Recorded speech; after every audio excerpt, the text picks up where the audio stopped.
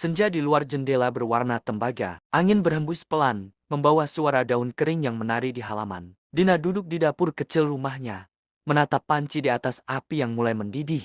Aroma sayur yang ia masak, seolah bercampur dengan perasaan yang tak mampu ia ungkapkan. Sepi yang tumbuh diam-diam di dalam dirinya. Sudah lama ia tinggal sendiri bersama adik tirinya, anak dari ayah sambungnya. Namanya Reno. Dina dan Reno umurnya hanya 1 bulan saja lebih tua dari Dina. Sejak kedua orang tua mereka meninggal, hanya mereka berdua yang saling menjadi sandaran. Dina bekerja keras, berusaha menjadi segalanya bagi Reno, baik jadi kakak, ibu, sekaligus teman. Tapi di balik senyum lembutnya, ada luka kecil yang tumbuh karena kesepian yang tak pernah ia akui. Suatu malam, saat hujan turun deras, listrik padam. Mereka duduk berdua di ruang tengah, hanya diterangi cahaya lilin. Dina memutar lagu lama dari ponselnya, lagu yang dulu sering diputar ibunya. Reno tersenyum kecil, lalu berkata pelan, "Kak, kamu kelihatan capek." Dina menatap wajah adik tirinya yang kini sudah dewasa, tinggi, dan mulai menyerupai ayah mereka. Ada sesuatu di tatapan itu yang membuat Dina terdiam terlalu lama. Ia buru-buru beranjak ke dapur, alasan untuk memeriksa air rebusan. Uap naik dari panci, membentuk kabut tipis di udara. Dalam uap itu, Dina seperti melihat bayangan dirinya. Perempuan yang tak lagi tahu mana kasih sayang yang seharusnya ia jaga, dan mana rindu yang datang karena kesepian. Tangannya gemetar saat mengaduk sayur. Suara hujan menutupi degup jantungnya. Reno kemudian datang menyusul, menawarkan bantuan. Mereka memasak bersama. Reno memotong cabai, Dina menyiapkan nasi. Tapi suasana terasa lain. Ada sesuatu di antara diam dan pandangan yang terlalu lama bertaut. Malam itu mereka makan berdua di teras. Dingin hujan masih terasa, tapi kehangatan di dada justru menyesakan. Dina menatap ke bukit yang gelap di kejauhan dan berkata pelan, "Kadang Tuhan kasih kita rasa rindu yang salah arah. Ya, bukan untuk dicintai, tapi untuk diuji." Reno tak mengerti sepenuhnya, tapi ia merasakan kesedihan yang menetes di suara kakaknya. Beberapa hari kemudian, Dina sering melamun. Ia takut pada pikirannya sendiri, takut pada bayangan yang muncul di sela kesunyiannya. Ia mulai memperbanyak waktu di ladang, menanam cabai, menyiangi rumput, berharap tanah bisa menyerap rasa bersalah yang menekan dadanya. Suatu sore, saat matahari hampir tenggelam, Reno datang ke ladang membawa teh hangat. Mereka duduk bersama, memandang cakrawala yang mulai oranye keunguan. Dina tersenyum pelan dan berkata, "Aku cuma ingin kamu tumbuh jadi laki-laki baik, yang tahu bagaimana mencintai tanpa melukai." Reno menggenggam tangan kakaknya. "Aku sayang Kak Dina." Dina tersenyum-senyum yang penuh air mata dan kelegaan. "Aku juga sayang kamu. Tapi biarkan cinta itu tetap suci, seperti matahari yang hanya menyinari, bukan membakar."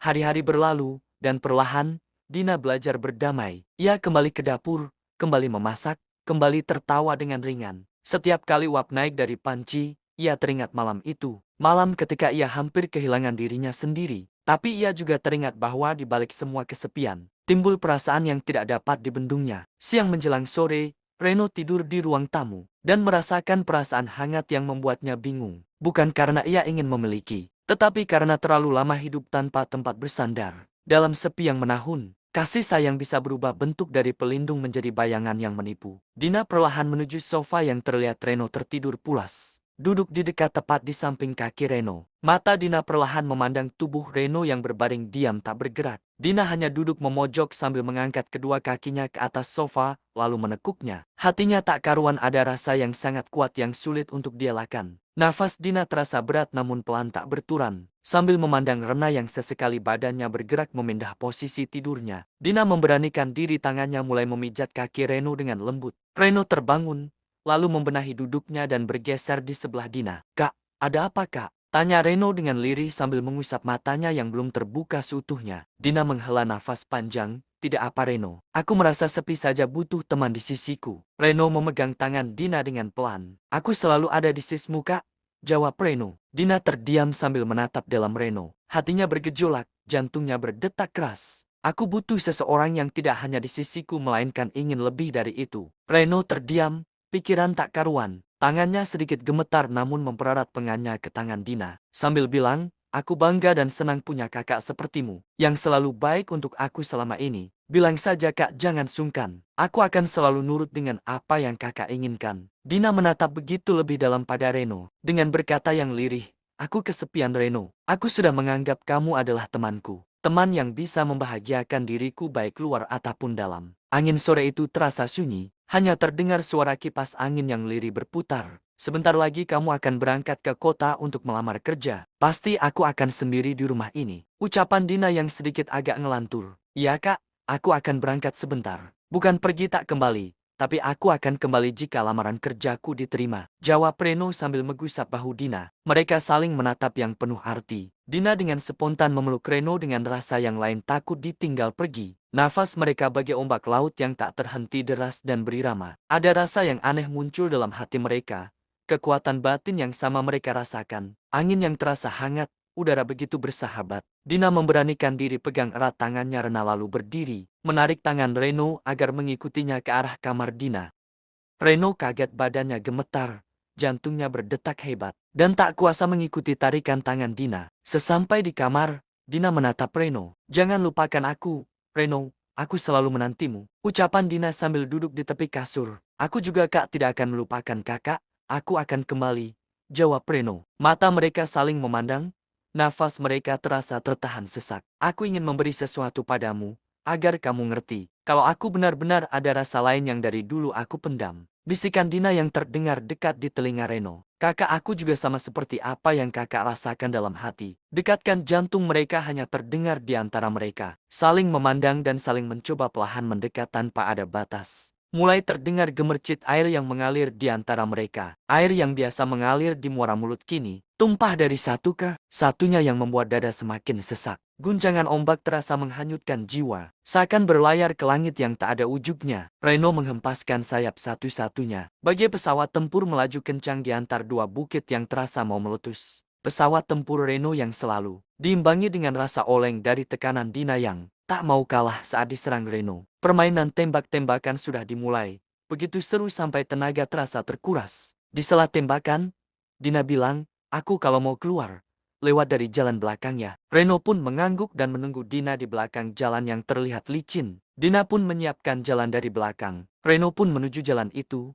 Jalan yang bisa melesatkan pesawatnya. Mereka benar-benar terbang melayang lewat jalur belakang. Dan akhirnya pesawat Reno menembakkan pelurunya tepat di sasaran punya Dina. Dina seakan tertembak seperti sekarat seakan-akan mau mati. Kini penerbangan mereka telah selesai. Mereka terlihat duduk saling bersandar. Merasa bersalah campur tak karuan. Mereka pun bergegas merapikan diri. Dina bilang dengan serak, terima kasih Reno, kasihku hanya untukmu. Ingat aku selalu. Reno pun mengangguk dengan senang dan tersenyum sambil memeluk Dina. Sore itu, ketika Reno sudah pergi ke kota, Dina duduk di teras sendirian. Angin sore berhembus, membawa aroma tanah basah dan kenangan. Ia menatap langit dan berkata dalam hati, terima kasih, Reno, bahwa cinta sejati tidak selalu berdekatan. Kadang cukup untuk diberi sesuatu yang membuat kita tetap bersama. Suatu hari, di dapur itu, ketika aroma bawang goreng dan daun jeruk memenuhi udara, Dina akhirnya memahami apa yang selama ini menyesakkan dadanya. Ia berdiri di depan kompor, menatap nyala api biru yang bergoyang seolah berbisik. Ternyata bukan cinta, gumamnya pelan, hanya kesepian yang menyamar. Ia teringat pada malam-malam panjang. Ketika ia menatap Reno, pagi itu, Dina membuka jendela lebar-lebar. Sinar matahari menembus tirai, menghapus bayangan kelam di dalam rumah. Reno lewat sambil membawa ember air. Tersenyum cerah, memecah diam yang dulu menekan. Dina membalas senyum itu, kali ini dengan hati yang lebih ringan.